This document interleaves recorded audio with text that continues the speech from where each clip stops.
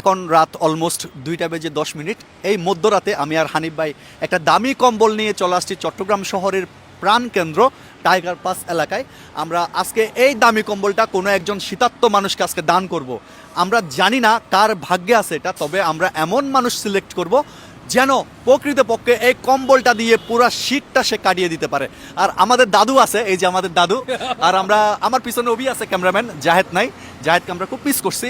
So এর আগে আমরা কিন্তু একটা দামি কম্বল দিয়েছিলাম একজন অসহায় মানুষকে।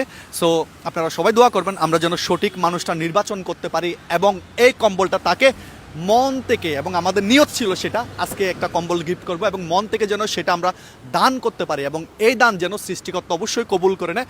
আপনারা অবশ্যই দোয়া করবেন আমাদের জন্য। সবাই ভালো থাকবেন, সুস্থ থাকবেন। যে কোনো একজন মা পায়। ওকে, যে কোনো একজন মা পায় না? ওকে, যে কোনো একজন মা পেলে কিন্তু আমার অনেক ভালো লাগবে, কারণ আমি আমার মাকে অনেক বেশি মিস করি। রাস্তাঘাটে যখন অনেক অসহায় মাকে দেখি তখন আমার মায়ের কথা খুব বেশি মনে পড়ে। আপনারা সবাই আমার মায়ের জন্য দোয়া করবেন, আমার মা যেন পরপারে অনেক বেশি ভালো থাকে। সবাই সুস্থ থাকবেন, ভালো থাকবেন।